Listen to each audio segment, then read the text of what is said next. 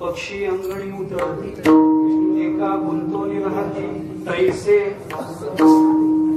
सोडावे नाही तैसे असावे संसारात राहा ही नाथ महाराजांची भाषा आहे. पण कसं राहा?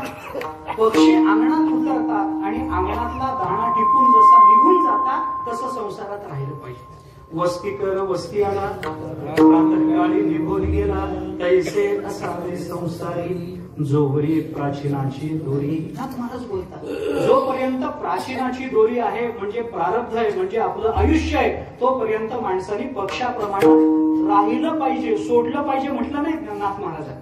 म्हणजे हा संसाराचा उपशम झाला. संसार ठेवायचा पण आपल्या ताब्यात ठेवायचा आपल्या ताब्यात ठेवायचा. आणि काही वेळेला संसार हा भवरोग हा असाध्य रोग म्हणावा लागतो. याला प्रमाण काय? किती वेळा जन्मा यावे पाठ सांगू का गाथ्यातला? किती वेळा जन्मा यावे नित्य व्हावे पाठ असा आहे. किती वेळा जन्मा यावे नित्य व्हावे फजित. म्हणजे जन्माला किती वेळाला यावं हे ठरत नाही पण ज्या वेळेला यावं त्या वेळेला फजिती मात्र नित्य आहे. हे लक्षात घ्या. जन्म मरणाची संख्या आम्हाला माहिती नाही. किती वेळा जन्म यावे अरे आम्हाला माहिती नाही. किती जन्म झाला फेरा गणित नाही जाता आम्हाला गणित नाही त्याचं. पण ज्या ज्या वेळेला जन्माला येतो त्या त्या वेळेला फजिती मात्र ठरलेली असेल तर याला असाध्य रोग म्हणतात. प्रमाण अजून देत नाही. आणि काही वेळेला हा भवरोग आपल्याला कर्मज रोग मानावा लागतो ज्याचं प्रमाण घेऊन आलो नाही. अगा कर्मी जे उरावे दैतेही सुख दुःखी कळावे तया ते भोगावया यावे देहा एका. कर्माचा परिणाम म्हणून आपल्याला भवरोग प्राप्त होतो. आता हा भवरोग आम्हाला कोणत्या वर्गात बसवता येतो? सगळ्याच वर्गामध्ये बसवतो. रोग आहे रोगाचा प्रकार कळाला. कोणी म्हणेल अहो तुम्ही रोग आहे म्हणतात पण आम्ही तर बघा ना कसे धडधाकट आहोत. व्यायामाचं शरीर आहे. रोज किलो 2 किलो बदामाचा खुराक आहे. इतक्या केळी खातो इतकं हे करतो इतके जोर बैठका इतके दंड बैठका काढतो. यांचा पठ्य आहे त्यांचा पठ्य आहे हे सगळं आहे ना. बघा शरीरांचं पहार अशी वाकवून पुन्हा सरळ करू शकतो. मी नाही तो आचणी वाकवता येत नाही. शब्द वाकवतो खरं. तुम्ही पहिलवान आहे माझ्याकडे काय कमी आहे? सर्व शरीर चांगलं आहे रोग नाही. अहो कधी कपाळाला सुंठ लागली कपाळाला सुंठ लागली नाही म्हणजे डोकं कधी दुखलं नाही माझं. तुम्ही काय मला रोग आहे? मग हा रोग आम्हाला झाला हे ओळखायचं कसं? भवरोगाचा प्रकार कळाला. भवरोग कोणत्या प्रकारचा हे कळालं पण आम्हाला झाला हे ओळखायचं कसं? रोग ओळखण्याच्या 4 पद्धती असतात. रोगाचा जेव्हा आपल्या शरीराशी संबंध येतो त्यावेळेला त्या रोगाचा 4 प्रकाराने विचार आयुर्वेद करतो. सांगतो नुसतं धावतं सांगतो फार अडकत नाही कारण पुढे अजून काही प्रकार सांगायचे आणि त्याचा उताराही सांगायचा. नुसता रोग सांगून निघून गेलो तर तुम्ही मागे याल याचा उतारा काय तो सांगा. सांगूनच जातो त्याचं मला काही फार अवघड नाही. म्हणजे उपकारांचे शब्द आहेत त्या आधाराने मला चालायचे जास्त काही. थोडक्यात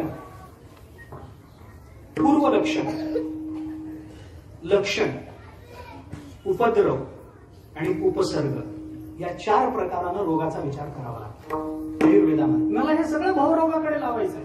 मग त्या रोगाशी शरीराच्या रोगाशी काही घेणं देणं नाही. हे सगळं भवरोगात बसतं की नाही एवढं सांगायचं. एकाला म्हणतात पूर्वलक्षण. पूर्वलक्षण म्हणजे काय? रोग होण्याच्या पूर्वीची जी अवस्था असते त्या अवस्थेवरून हा रोग होईल असं अनुमान केलं जातं त्याला पूर्वलक्षण असतं. लहान मुलं आहे उन्हात खेळायला लागलं किंवा पावसात जाऊन भिजायला लागलं सारखं आई काय म्हणते अरे पावसात भिजू नको सर्दी होईल. पावसात भिजणं हे सर्दी या रोगाचं उपलक्षण झालं. रोगाच्या पूर्वी जे होतं त्याला म्हणतात उपलक्षण. ऐका, त्याला म्हणतात उपलक्षण. हे सगळं भवरोगाकडे लावतो. तसं आपल्याकडून अशी काही कर्म घडतात की समजावं की याला भवरोग होणार. उदाहरण सांगतो मी आपल्याला, उदाहरण सांगतो. ज्ञानोबारायांनी फार बहार केली या बाबतीत, पण ज्ञानेश्वरी वाचा. ज्ञानोबाराय म्हणतात, स्वर्गाहन जावे तरी काय तेथे खावे, या लागी धावे याग करू. आता त्याच्या पुढचे उदाहरण ज्ञानोबारायांनी दिलंय, पण सांगत नाही विस्तार. वारत्या लावी जती आकाशी यागाची या. पण कशा करता? काही नाही, त्याला वाटतं उर्वशी तिथंच आहे. ज्ञानोबाराय बोलतात, बरं माझे शब्द नाही, उर्वशी तिथं आहे आणि ती उर्वशी मिळावी याच्याकरता इथं काहीतरी केलं पाहिजे. म्हणजे यज्ञ यागाकडे, म्हणजे काम भावना अंतःकरणामध्ये ठेवून जो यज्ञाच्या मागे लागला, समजावं भवरोग पुढे होणार आहे. विठ्ठला विठ्ठला.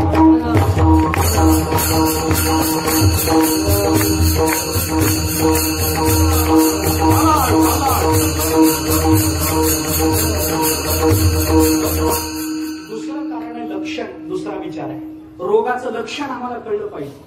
लक्षण म्हणजे काय? रोग भरामध्ये असताना शरीरावर किंवा आपल्यावर त्याचे जे परिणाम होतात त्याला लक्षण म्हणतात.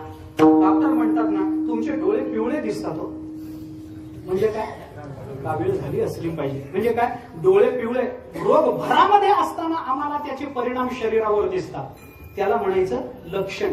तसं भवरोगाचं लक्षण, आम्हाला भवरोग झाला कशावरून ओळखायचं? ज्ञानोबारायांनी चिंतन केलं ना. विषय विषयाचा पैपाडू, गोड परमार्थ लागे कडू, कडू विषय तो गोडू जीवासी झाला, समजावं भवरोग झालेला आहे. रोग झाला ओळखायचं कसं? डॉक्टर नाडी बघतात, ते स्टेथोस्कोप लावून हृदयाला बघतात, ठोके बरोबर पडतात का नाही, धडधड चालू आहे का नाही, बघतात का नाही. जीभ बाहेर काढा म्हणतात, याच्याकडे जाऊ नका, जीभ बाहेर काढा म्हणतात, डोळे पांढरे करून दाखवा, ते तपासावं लागतं. असं फुकट औषध देत नाही कोणी वैद्य कोणी डॉक्टर. काहीतरी चौकशा करतो, काहीतरी तपासतो, तर परीक्षा करतो. ते परीक्षा करणं त्या त्या शास्त्रामध्ये आवश्यक असतं, ती करावीच लागते, त्याला इलाज नाही. आमच्याकडे एक जण गेले डॉक्टरकडे. डॉक्टरला सांगितलं, डॉक्टर माझं एक काम आहे तुमच्या. डॉक्टर म्हणाले, मी सगळे तुमचे औषधोपचार करतो, तुम्ही आधी कपडे काढून इथं झोपा. तो म्हणाला, माझं अर्ध्याच मिनिटात. ते काही नाही, तुम्ही आधी कपडे काढून झोपा, त्याच्याशिवाय काही बोलू नका. अहो माझं ऐकून तर काही ऐकत नाही, आधी कपडे काढून झोपा. त्याचा नाईलाज झाला, कपडे काढले, तिथं अडकवले, टेबलावर झोपला. डॉक्टरने सगळं तपासलं, उलथं पालथं केलं आणि मग विचारलं काय होतं. म्हणाला, काहीच नाही, काहीच नाही. डॉक्टर म्हणले, मग कशा करता आले? तो म्हणाला, तेच मी तुम्हाला म्हणत होतो, मुलीच्या लग्नाची पत्रिका द्यायची होती. विनाकारण तपासून मोकळं केलं, त्याला घेणं नाही केलं नाही. पण ते त्या शास्त्राची आवश्यकता आहे, त्याला पण काय करतो? काहीतरी त्याची लक्षणं शरीरावर दिसतात ना. तसं आम्हाला भवरोग झाला, याचं काय लक्षण आहे सांगा ना. विषय विषयाचा पडी पाडू, गोड परमार्थ जागे कोड. कडू विषय तो गोडू जीवासी झाला, समजावं भवरोगानं पीडित आहे, कारण हे त्याचं लक्षण आहे. जुन्या काळामध्ये काय होत होतं, एखाद्या माणसाला साप चावला की त्यावेळेला काही विज्ञान इतकं प्रगत झालं नव्हतं. मग तो साप चावला, तो विषारी का बिनविषारी हे ओळखायचं कसं? मग काय करत असत की त्याला कडुलिंबाचा पाला खायला द्यायचा. त्यावेळेला काही डॉक्टर इतके नव्हते, वैद्य इतके नव्हतं, काही इंजेक्शन शोध लागलेले नव्हते, काही नव्हतं. ते आता काहीतरी झाडपाला बघायचा, एखादा मनुष्य त्यातला यायचा, कुठल्या तरी झाडाचा पाला आणायचा, तो त्याचा रस त्याच्या तोंडात जगला नाही तर गेला. काय असायचं, त्याला काही व्यवस्था नव्हती. मग त्याला हा साप विषारी का बिनविषारी हे ओळखायला काय करत असत? त्याला कडुलिंबाचा पाला खायला देत. कडुलिंबाचा पाला दिल्यानंतर तो पाला जर गोड लागला तर समजावं विष चढलंय, तर ते विष आहे अंगामध्ये. किंवा तो जर घरात असेल आणि कडुलिंबाचा पाला बाहेर कुठंतरी असेल आणि आणायला वेळ नसेल तर घरामध्ये त्याला गुळ खायला द्यायचा. गुळ तोंडात घातल्याबरोबर तो थू थू करून थुंकला आणि तो गुळ त्याला कडू लागला की समजायचा, अरे नाही विष चढलंय, विष चढलंय. कडू असणारा पदार्थ गोड लागायला लागला आणि गोड असणारा गुळ कडू लागायला लागला की समजावं याला रोग आहे, याला विष चढलंय. तसं ज्ञानोबाराय म्हणतात, आम्हाला भवरोग लागला हे कशावरून समजायचं? भवरोग आमच्या शरीरात आहे. कशावरून समजायचं? काही नाही. गोड असणारा परमार्थ कडू लागायला लागला आणि कडू असणारा प्रपंच गोड लागायला लागला की समजावं भवरोग झालेला आहे. विठ्ठला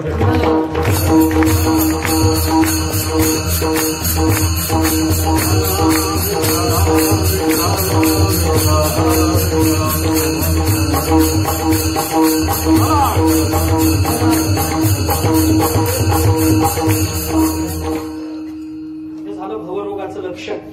कशावरून ओळखायचा भवरोग? अरे गोड असणारा परमार्थ, गोड असणारं नाम घेतच नाही तो माणूस. काय नामामध्ये पडलंय समजावं भवरोगी आहे. झालं. थोडे दिवस राहिले, झालं. नातेवाईकांना कळवायला हरकत नाही. काय नामामध्ये ठेवलंय? काय आळंदी पंढरपुरात देऊन वाऱ्या करत बसता हो? समजावं नातेवाईकांना कळवायला हरकत नाही. खांद्यावर उपरणे टाकून या. बस हे रोग झाल्याचं लक्षण आहे. हो, नाम आवडत नाही, ज्ञानेश्वरी आवडत नाही, तुकोबारायांची शब्दसंहिता आवडत नाही, तुकोबारायांचे चरण हृदयामध्ये धरावेत असं वाटत नाही, ज्ञानेश्वर महाराजांची ज्ञानेश्वरी जगावी असं वाटत नाही. समजावं भवरोगानं पीडित आहे. वरून जरी धट्टाकट्टा दिसत असला तरी आतून कॅन्सरने पोखरले, आतून संपत चाललंय सगळं, आतमध्ये काही शिल्लक राहिलेलं नाही. हे भवरोगाचं लक्षण आहे महाराज. ज्ञानेश्वरी आवडत नाही, गाथा आवडत नाही, कीर्तन आवडत नाही, रामकृष्ण हरी म्हणायला आवडत नाही, जय हरी म्हणायला लोक तयार नसतात. जय हरी नको नको नको कशा करता विनाकारण ते तेवढा हरी शब्द तोंडात आला तर लोकांना नको वाटत. बाकीचा विचार तर सोडून द्या. मी याची उदाहरणं देऊन वेळ वाया घालवत. याला म्हणायचं भवरोगाचं लक्षण. त्यानंतर आहे भवरोगाचा उपद्रव. उपद्रव म्हणजे काय? उपद्रव म्हणजे रोग निर्माण झाल्यानंतर त्या रोगाच्या निमित्तानं अवांतर रोग निर्माण होणं, याला म्हणतात उपद्रव. आयुर्वेदाची भाषा बरं का? आयुर्वेद काय सांगतो ते सांगतो. भवरोगाचा सुद्धा उपद्रव असतो. शरीर प्राप्त झाल्यानंतर बाकी मोह निर्माण झाला, शोक निर्माण झाला, अमुक निर्माण झालं, तमुक निर्माण झालं, हे सगळे विकार ज्या शरीराच्या आश्रयाने निर्माण होतात समजावं हा सगळा उपद्रव आहे. हा सगळा उपद्रव आहे. मी कितीतरी उदाहरणं आपल्याला सांगेन. ज्ञानोबारायांच्या भाषेत एक प्रमाण देऊन फक्त पुढे जातो. ज्ञानोबारायांची भाषा अर्जुनाच्या मुखातून ज्ञानोबाराय बोलतात. हे सगळं कुळ देखोनी जो शोक उपजला से मन तो तुझी या वाक्या वाचोनी न जाय. ज्ञानोबाराय बोलतात अर्जुनाच्या मुखातून. अर्जुन देवाला म्हणतो, देवा हे सगळे माझे नातेवाईक युद्धा करता माझ्या समोर उभे आहेत, हे बघितलं, आणि जो शोक उपजला असेल, शोक शोक म्हणजे भवरोग नाही, पण भवरोग निर्माण झाल्यानंतरचा उपद्रव मात्र नक्की आहे. विठ्ठला विठ्ठला.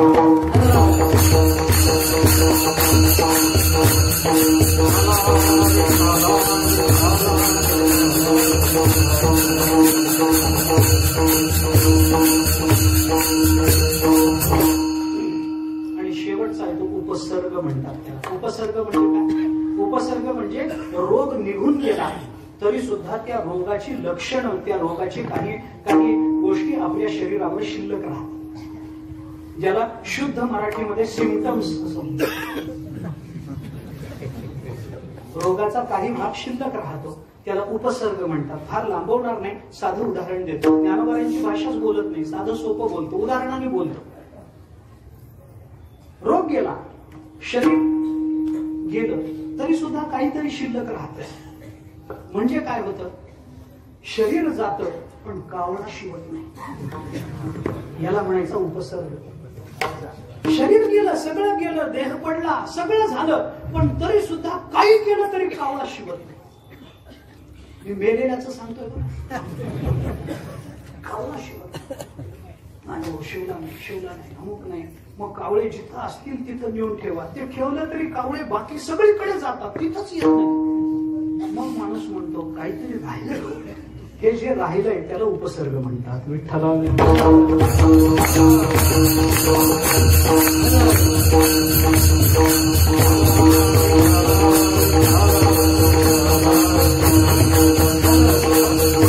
सगळ्या प्रकारावरून मला मुद्दा एवढाच मांडायचा आहे की आपण सगळे भवरोगानं पीडित आहोत. रोग कशामुळे होतो? रोगाचं स्वरूप काय आम्हाला कळालं. आम्ही रोगी आहोत का नाही? हो, आम्हाला कळालं बाबा, आम्ही त्या भवरोगातले रोगीच आहोत, आम्हालाही तो भवरोग झाला. मग रोग झाला हे कळालं ना, मग आता आमच्या रोगाची निवृत्ती सांगा ना, औषध सांगा ना त्याला काही. काहीतरी त्याला औषध असेल, ते औषध तुम्ही आम्हाला सांगितलं पाहिजे, ते औषध आम्हाला घ्यायचंय. परंतु रोगाचं स्वरूप काय याच्यावरून औषधाचा प्रकार ठरत असतो. कोणत्याही रोगावर कोणतंही औषध देऊन चालत नाही. कोणताही रोग झाला आणि कोणतंही औषध दिलं चालेल का? डोकं दुखायला लागलं आणि पोटदुखीचं औषध दिलं चालेल का? चालत नाही. मग रोगाचं स्वरूप काय आहे, रोगाचा प्रकार काय आहे हे बघून आपल्याला रोगाचं औषध दिलं पाहिजे. तसं या भवरोगाचे प्रकार काय हे आपण लक्षात घेतलं पाहिजे. आयुर्वेदाने त्याचे 7 प्रकार सांगितलेत. पण तुकाराम महाराज म्हणतात या 7 प्रकारावर माझ्याकडे जे औषध आहे ते मात्र एकच आहे. विठोबा रघुनाथ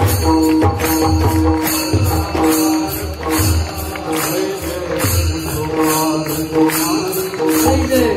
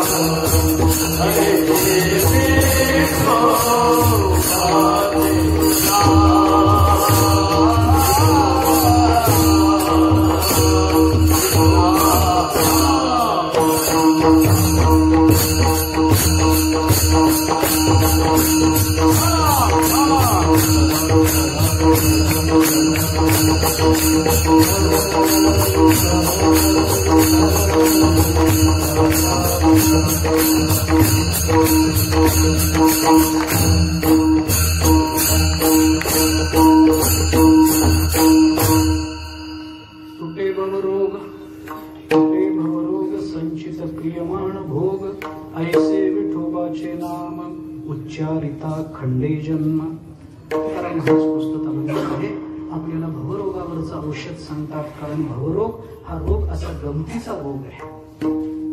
हा रोग मोठा गमतीचा रोग आहे. बाकीच्या रोगांपेक्षा फार वेगळा आणि फार महत्वाचा असा रोग आहे. काय आहे? एक वाक्य सांगतो. बाकीचे रोग जन्माला आल्यावर होतात आणि हा रोग झाल्यामुळे जन्माला यावं लागतं.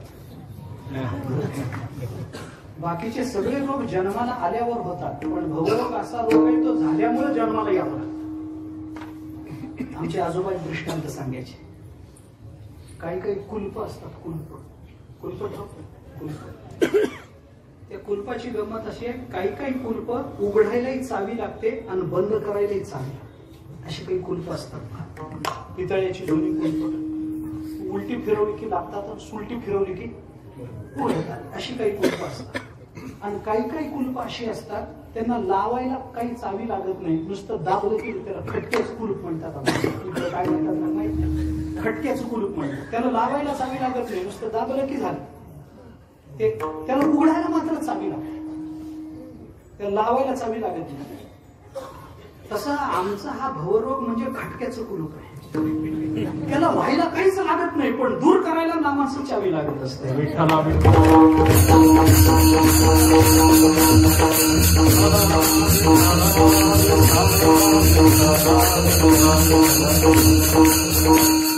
रोगाची गंमत अशी आहे.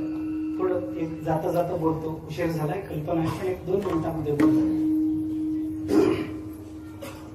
काही नाही केलं तरी हा रोग होतो. खूप धावपळ केली म्हणून हृदय विकार झाला, मान्य आहे. अमुक अमुक केलं म्हणून तमुक तमुक झालं, मान्य आहे. तसं भवरोग व्हायला काय काहीच केलं नाही तरी होत. का होतो? काही केलं नाही म्हणून होतो. विचित्र रोग आहे. कारण सत्कर्म न करणाऱ्याला सुद्धा हा रोग लागतोच ना.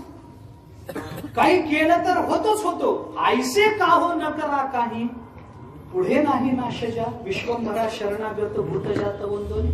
म्हणून तुकोबाराय हे म्हणतात की करणे ते हेच करा, नरका घोरा का जाता. करायचं असेल तर हेच करा. काय करा? नामस्मरण करा, दुसरं काही करू नका.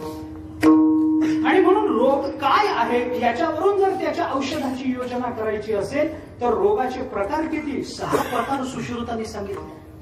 मी नुसता धावता विचार सांगतो त्याचा. शेवटची चालू व्हायची अजून आनंद महाराज आले, मला ऐकल्याशिवाय जायचं नाही. रोगाचे प्रकार आहेत, नुसती नावं सांगतो. आदिबल प्रवृत्त रोग, जन्मबल प्रवृत्त रोग, दोषबल प्रवृत्त रोग, स्वभाव बल प्रवृत्त रोग, दैव बल प्रवृत्त रोग आणि स्वभाव बल प्रवृत्त रोग. आयुर्वेदातलं चिंतन आहे. एवढ्या प्रकारचे रोग असतात. उगी नावं सांगतो. आदिबल प्रवृत्त रोग म्हणजे काय?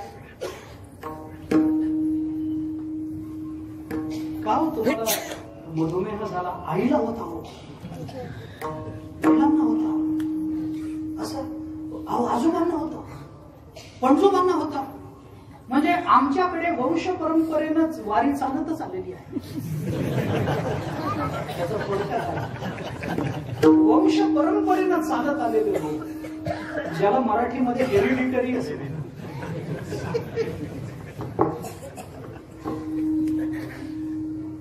मागच्या पिढ्यांपासून चालत आलेला तसा आमचा सुद्धा हा भवरोग सुद्धा या वर्गात आहे बघा. परंपरेनं चालत आलेले भवरोग आहेत. का? बापाने काही केलंच नाही. पोरग कसं काही करत?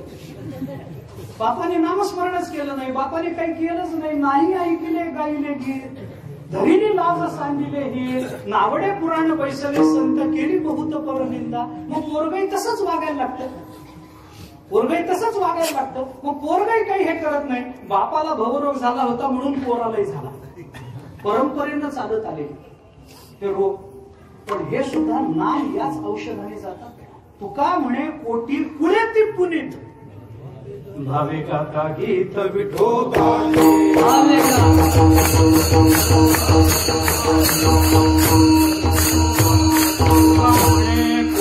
पुढे ती पुनीत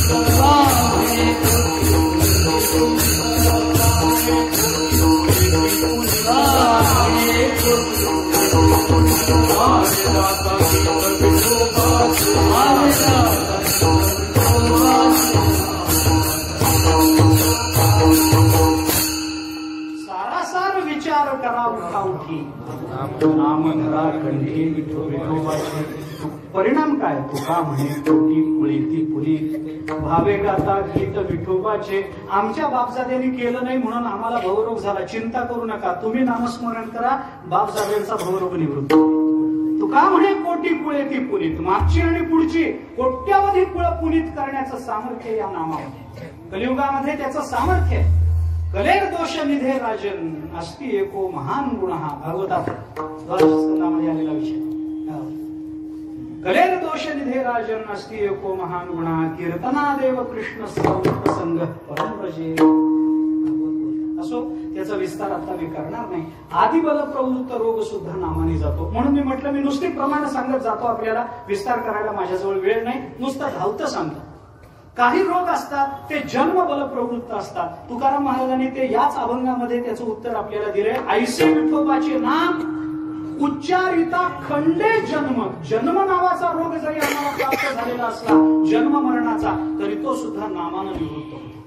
दोष बल प्रवृत्त तुकोबारा याच अभंगामध्ये बोलतात. जाय त्रिविध तोता वसो न शके पाप.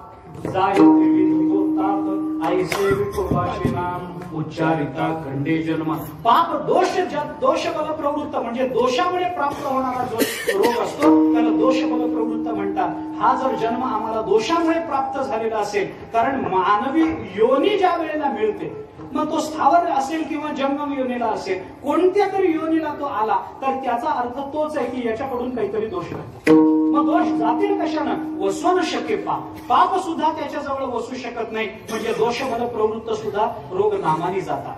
बरं, पुढे विचार करा, अजून लांबवण्याचं कारण नाही. संघात बल प्रवृत्त. काही गोष्टी एकत्रित आल्यामुळे माणसाला रोग होतात. कर्मही आडवं आलं, दोषही आडवा आला, हेही आडवं आलं, परंपराही आडवी आली, हे सगळं आडवं येऊन संघात होतो त्याचा. तुकाराम महाराज म्हणतात जाय त्रिविध संघात. 3 प्रकारचा संघात. तापाचे 3 प्रकार. आता ते आध्यात्मिक, आधी भौतिक, आधी दैविक, हे 3 प्रकारचे ताप असतात. या 3 तापांचा एक संघात मानवी जीवनामध्ये झालेला असतो. तुकाराम महाराज म्हणतात नामानं काय होतं? जाय त्रिविध तो ताप. म्हणजे संघात बल प्रवृत्त रोग निवृत्त होतात. त्याच्या पुढे जाऊन चला, तुकाराम महाराज काही आयुर्वेदाने म्हटलंय काही रोग आहेत ते दैव बल प्रवृत्त रोग. आमचं दैवच आडवं आहे. पण प्रारब्ध जरी किती आडवं आलं, याच अभंगात आहे. तुटे भवरोग संचित क्रियमान भोग शब्द प्रारब्ध भोग या अर्थाने घ्यायचा आहे बरं का. संचित क्रियमानाबरोबर जेव्हा भोग शब्द येतो ना, तेव्हा भोग शब्दाचा अर्थ प्रारब्ध असा होत असतो.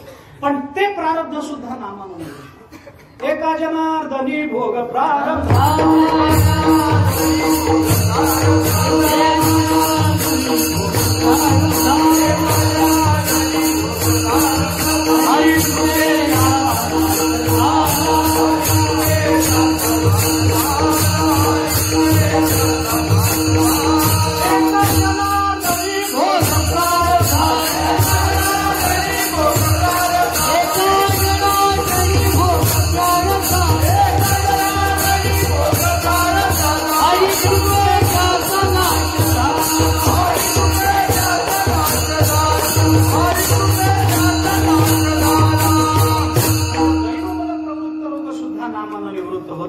आणि स्वभाव बल प्रवृत्त.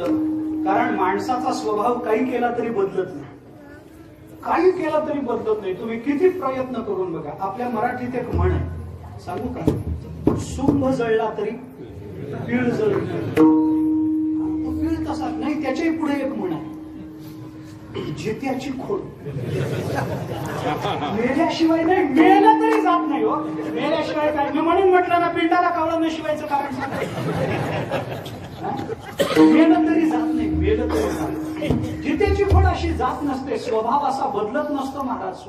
स्वभाव मूर्ती वर्तते. जेवढा स्वभावाला आपण खाली दाबायचा प्रयत्न करू ना, तेवढा स्वभाव उखाडून वर येत असतो. एका सुभाषितामध्ये म्हटलंय, काय नुसता भाव सांगून जातो, कुत्र्याला राजा केलं तरी कुत्र चप्पलच चघळतं.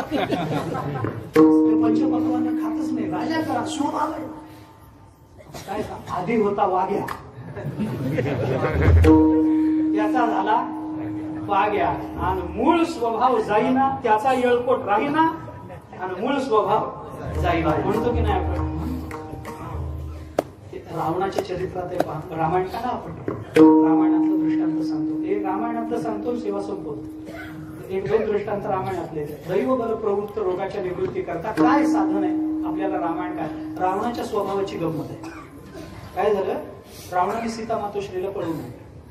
ते पळवून आणल्यानंतर सीतेला पळवून आणल्याबद्दल रावणाची निर्भत्सना करणारे 3 जण लंकेमध्ये. तुझं हे चुकलं असं रावणाच्या तोंडावर सांगणारे 3 जण होते. एक रावणाची बायको, कोणती? मंदोदरी. दुसरा रावणाचा भाऊ विभीषण. आणि तिसरा रावणाचा आजोबा होता, आईचा बाप, त्याचं नाव होतं माल्यवान. माल्यवान नावाचा राजा. हे 3 जण होते. त्या माल्यवानाने रावणाला सांगितलं, अरे कशा करता बायको पळवून आणलीस? बर ज्याची आणलीस तो माणूस नाही ना रे बाबा, तो प्रत्यक्ष परब्रह्म आहे. त्याची बायको कशा करता पळवून आणली? आवडली म्हणून कशा करता? हे बरं झालं नाही, हे चांगलं झालं नाही, तुझ्या जीवावर बेते. मी तुला अजूनही सांगतो, परत करून ये.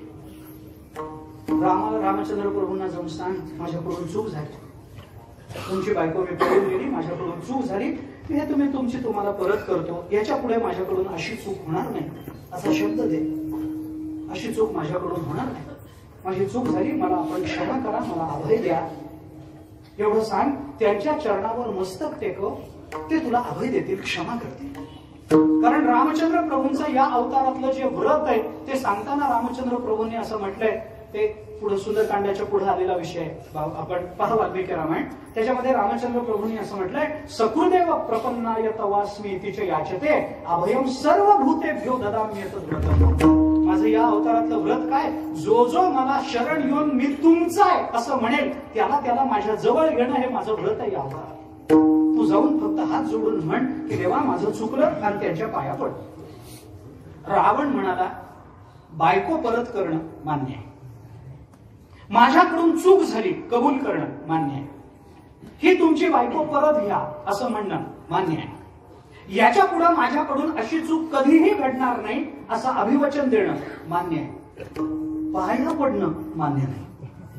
मी पाया नाही पडू शकत. माल्यवानाने विचारलं, अरे पाया पडायला काय अडचण आहे तुला? एवढं सगळं जर करतोस तर त्यांच्या चरणावर डोकं ठेवायला काय अडचण आहे तुझी? नतमस्तक व्हायला काय अडचण आहे? त्यावेळेला रावण जे बोलला ते मला सांगायचं.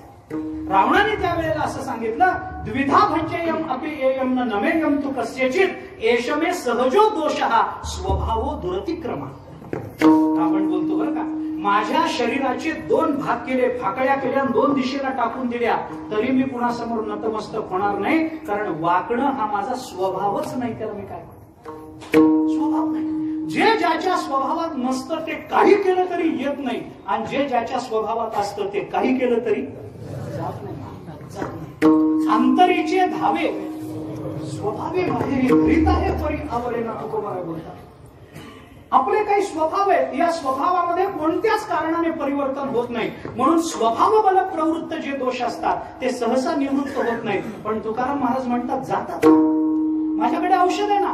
तुमचा स्वभाव जर बदलायचा असेल तर माझ्याकडे औषध आहे. काय करा? ऐसे विठोबाचे नाम उच्चारिता खंडीजन. तुकाराम महाराज म्हणतात, परमात्म्याचं पांडुरंगाचं नाम स्मरण करा बाबा, तेवढं केलं की तुमचा स्वभावही बदलेल. असा बदलता येतो ना. देवाच्या नामानं स्वभाव बदलता येतो. उदाहरण आहे म्हणून रामायणातला दृष्टांत सांगतो म्हणालो होतं, 2-4 वाक्यामध्ये सांगतो. मग सगळी कथा आपल्याला माहितीये, लांबवण्याचं कारण नाही. वाल्मिकी वाला कोळी होते, त्यावेळेला वाटवाही करत असत. नारदांना अडवलं, त्यांच्याकडून काही काढा म्हणून सांगितलं, आज्ञा केली. नारद म्हणाले, माझ्याकडे काहीच नाही, काय देऊ तुला? ते म्हणाले, काही नाही. असं कसं होईल? इथून जाणाऱ्या बांधस्ताकडे काहीतरी असतं, काहीतरी काढा. तुला देण्यासारखं काही नाही, तपासून घे बाबा. मी हात वर करून उभा राहतो, बघ माझ्या कमरेला काही रुपया नाणं लावलंय का, बघून घे. काहीच नाही माझ्याजवळ. अंगात कपडे नाहीत, कपड्याला खिसा नाही, ठेवू कुठं? माझ्याजवळ देण्यासारखं काही नाही. म्हणे, विण्यात काय? त्याच्यात काही नाही, पोकळ असतो, काही नसतं. ते काय तुला देऊन करायचं काय? ते नारद महर्षी म्हणाले, माझ्याजवळ काही नाही, पाहिजे असले तर विणांची पिळे घेऊन टाक. तोंडला हे देऊन काय भजन करू का? हे नको, मला हे नको. रोकड काढा. नारद म्हणाले, बाबा माझ्याकडे पै नाही तुला द्यायचं. तो म्हणाला, वाला कोणी असं होईलच कसं? काहीच नाही असं कसं होईल माणसाकडे? काय करता काय? ते म्हणाले, काय नाही, कीर्तन काय.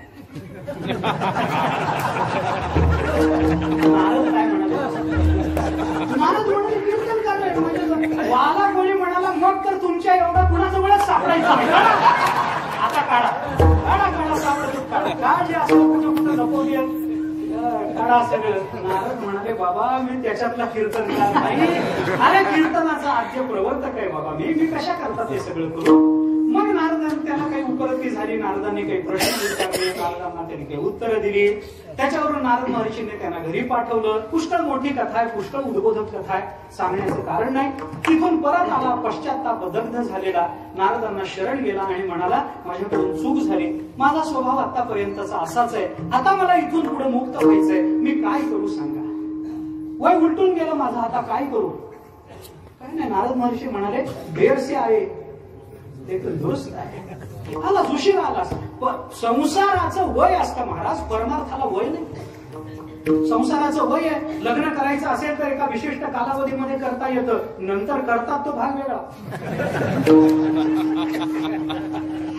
तरी उलटून गेल्यानंतर करतात तो भाग वेगळा. परंतु त्याचं एक वय असतं, त्या वयातच लग्न झालं पाहिजे. चणे खायला एक वय असतं, दात असतानाच खाता येतात, पुढे खाता येत नाही. संसार करायचं वय आहे, परमार्थाचं काही वय आहे का? काही वय नसतं. आयुष्याच्या शेवटच्या क्षणी आपल्याला परमार्थ करता येतो.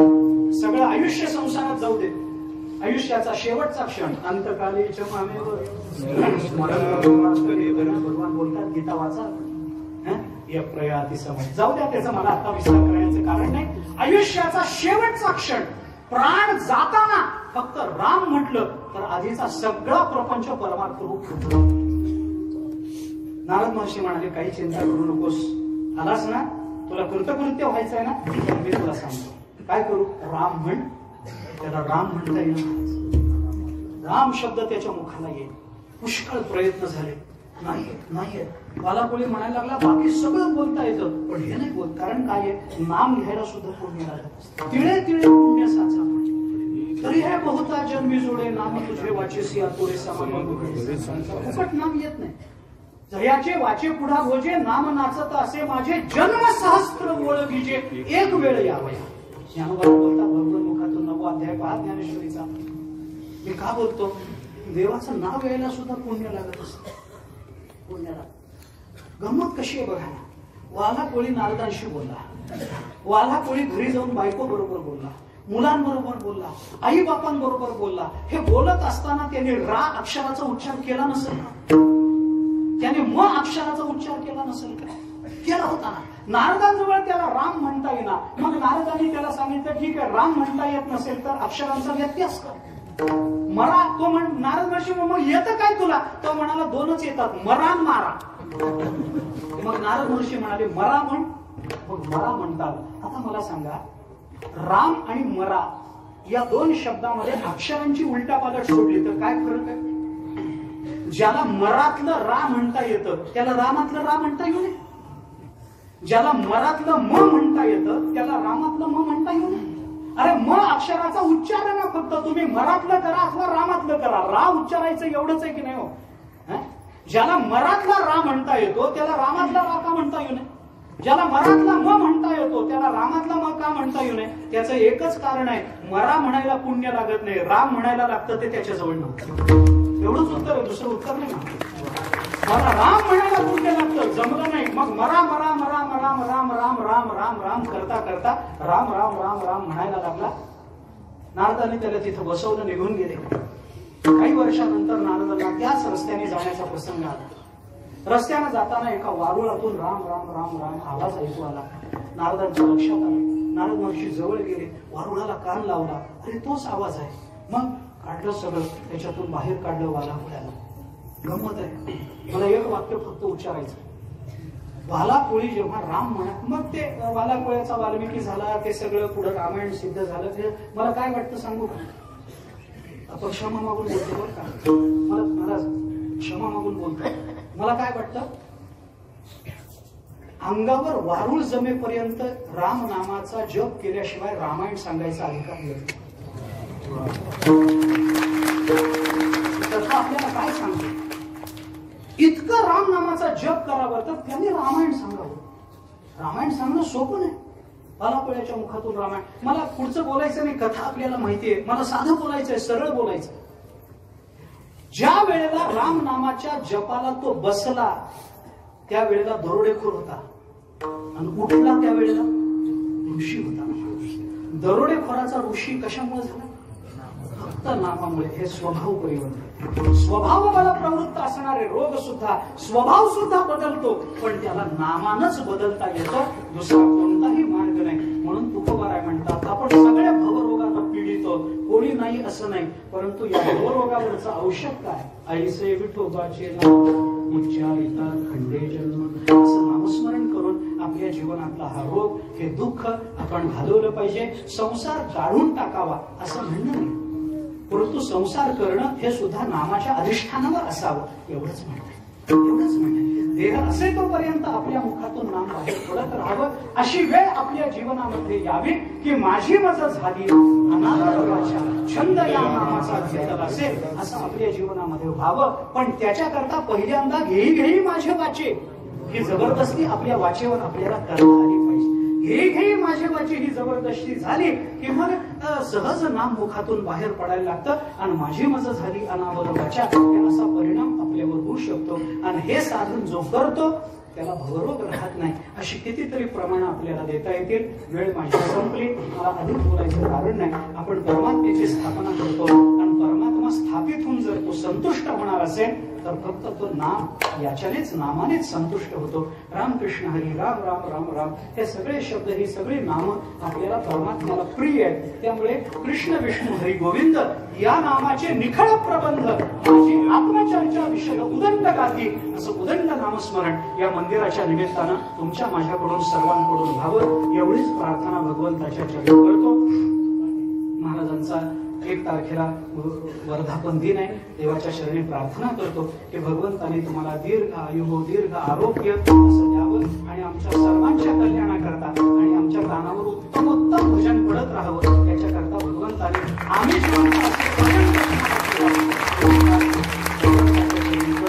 आता इथं समोर आहे. अत्यंत माझ्या आदराचं स्थान आहे अप्पा, माझ्या अत्यंत आदराचं प्रेमाचं स्थान आहे. माझ्या 3 पिढ्यांवर त्यांनी प्रेम केलं, बरोबर आहे का? 3 पिढ्यावर. आणि देवाला ही प्रार्थना आहे की 5व्या पिढीवरही करावं,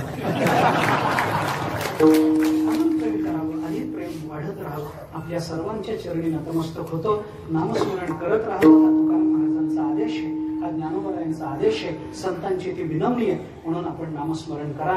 रोज दिवसातलं 5 मिनिटं, 10 मिनिटं घरातले सगळे एकत्रित बसून 5 मिनिटं तरी रामकृष्ण हरीचा जप घराघरामध्ये जर झाला तर घरामध्ये कोणतेही दोष राहणार नाही. आपापसात पटत नाही हो, पटत नसलं तरी संध्याकाळी रामकृष्ण हरी म्हणावं, तेवढं झालं की आपोआप पटायला लागतं, आपोआप सगळं होऊन जातं. नामाचा हा प्रभाव आहे. त्याच्याकरता आपण नामचिंतनामध्ये प्रवृत्त व्हावं आणि ते करण्याचं सामर्थ्य, सद्बुद्धी भगवंताने संतांनी तुम्हाला मला द्यावी. महाराज आज आपली उपस्थिती आहे खरं म्हणजे मला आठवतं महाराज असल्यापासून विश्व हिंदू परिषदेच्या माध्यमातून तुम्ही महाराजांशी जोडले गेलेले आहात. त्यांच्याबद्दल मला विशेष आदर आहे, कारण त्यांचं नाव भानुदास आहे. माझ्या वडिलांचं त्यांचं नाव एक, मला विशेष आदर आहे. आणि ज्या काळामध्ये हडपसर भागामध्ये ज्ञानेश्वरी नव्हती, गाथा नव्हता, त्या काळामध्ये महाराजांनी तिथं अध्यात्माचं बीजारोपण केलंय. मी त्याचं साक्षी आहे, नाही असं नाही. आज मोठा कल्पवृक्ष तिथं निर्माण झालेला आहे. महाराजांचा अमृत महोत्सव यंदा संपन्न होतोय. अत्यंत आनंदाची गोष्ट आहे. म्हातारी माणसं असली पाहिजे, जवळ घेणारं कुणीतरी मोठं असलं पाहिजे. पदराखाली घेणारं, उपरण्याखाली घेणारं कुणीतरी लागतं महाराज. ही माणसं जवळ असली ना की विनाकारण एक मोठा आधार वाटतो. ते करत काहीच नसतात, पण नुसतं त्यांचं अस्तित्व, नुसती त्यांची उपस्थिती सुद्धा चित्ताला मोठा आल्हाद देते, आनंद देत असते. म्हणून अशी सगळी मोठी मंडळी आपल्या सर्वांच्या दीर्घायुरोग्याकरता भगवंताच्या चरणी प्रार्थना करतो. आपल्याला सर्वांना, तुम्हाला मला भगवंताने त्याचे नामस्मरण करण्याची, ज्ञानेश्वरी वाचण्याची, गाथ्याचं पारायण करण्याची सद्बुद्धी, सामर्थ्य तुम्हालाही द्यावं, मलाही द्यावं, अशी प्रार्थना करून झालेली सेवा संतांच्या, सद्गुरूंच्या, परमात्म्याच्या चरणी अर्पण करतो. तुम्हा सर्व श्रोत्यांच्या, टाळकरी मंडळी, पखवाज वादक, विडेकरी आणि तुम्हा सर्व श्रोत्यांच्या चरणी समर्पित करतो. आमतो ज्ञानेश्वर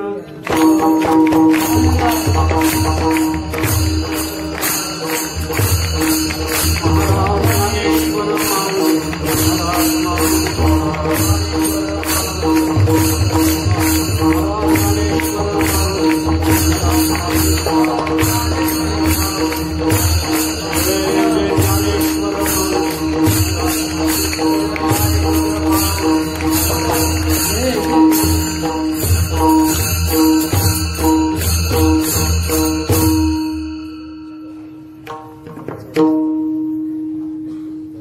तुका